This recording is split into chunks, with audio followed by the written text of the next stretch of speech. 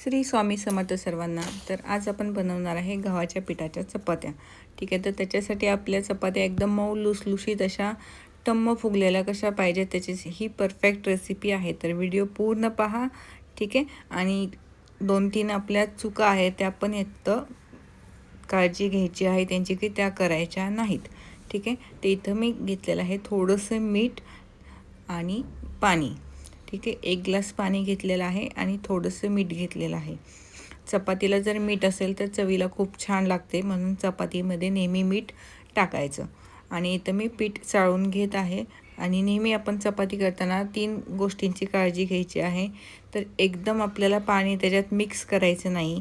चपातीचं पीठ आधी आपल्याला जेवढं पाहिजे तेवढं आधी चाळून घ्यायचं आहे।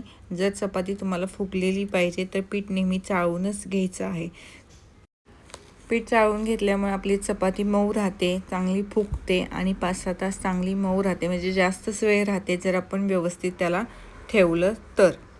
ठीक आहे, आणि चपाती मळताना काय करायचं आहे, एकदम पाणी ॲड नाही करायचं त्याच्यामध्ये, थोडं थोडं पाणी घेत जायचं आहे आणि कणिक आपली मळत जायचं आहे। सगळीकडे मिठाचं पाणी अगदी अगोदर सगळं पसरवून घ्यायचं आहे। सगळीकडे मिठाच्या पाण्यात जे आपण मीठ घातलेलं आहे पाण्यात ते सगळीकडे लागलं पाहिजे आणि चपातीला सगळीकडे एकसारखी चव येते। त्याच्यामुळे हे सर्व आधी मळून घ्यायचं, नंतर थोडंसं पाणी घेत जायचं आणि चपातीची कणिक आपल्याला मळायची आहे।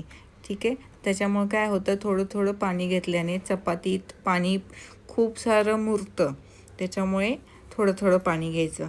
आणि जर तुम्ही एकदम पाणी घेतलं तर काय होतं, मग एकदमच आपली कणिक पातळ होऊन जाते, त्याच्यामुळे आपण ते फुगतही नाही आणि परत लाटताना पण पातळ होते, मग बरोबर येत नाही।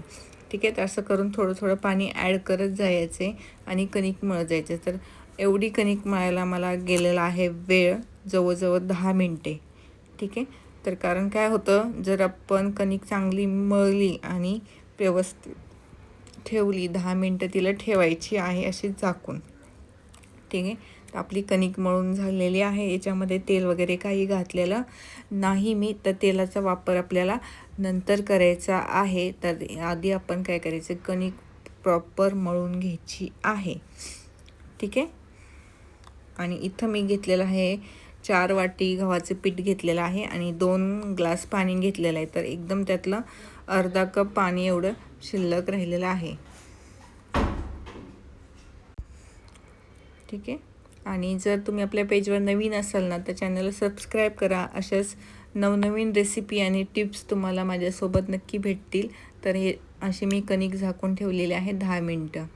ठीक आहे, तर 10 मिनटाच्या नंतर आपण कणिक थोडंसं तेल घ्यायचं आहे, जे आपलं पळपूट असतं त्याला लावायचं आणि थोडंसं कणकीवर लावायचं आणि सगळीकडे लावून घ्यायचं आहे। त्याच्यामुळे काय होतं, आपल्या हाताला कणिक चिटकत नाही, म्हणून थोडंसं तेल लावायचं।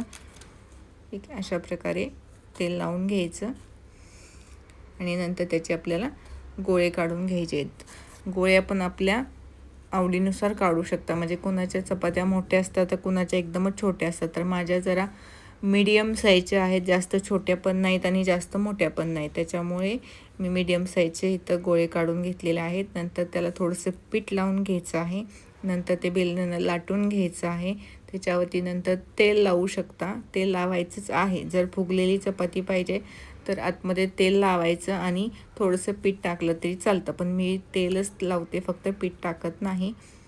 ठीक आहे, अशा प्रकारे सगळीकडे आपल्याला अशा प्रकारे त्याचं आपल्याला करायचे आहे त्रिकोण।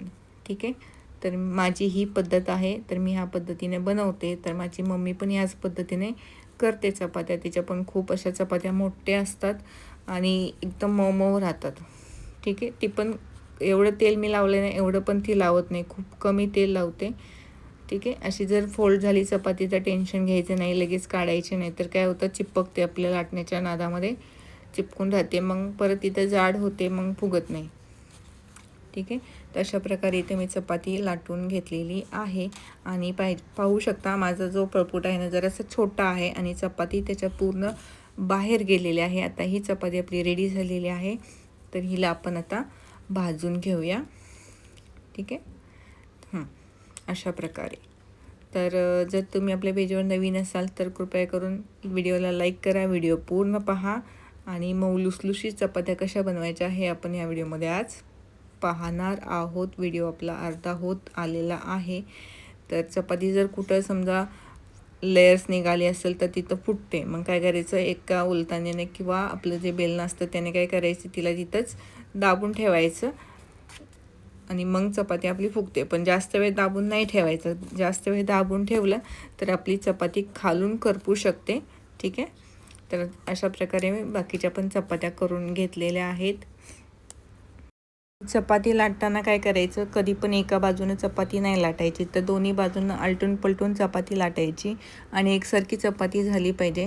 म्हणून काय करायचं, थोडंसं पीठ लावायचं, जास्त पीठ नाही लावायचं. जास्त पिठाने काय होतं, मग नंतर त्या चपातीवरती पीठ दिसतं.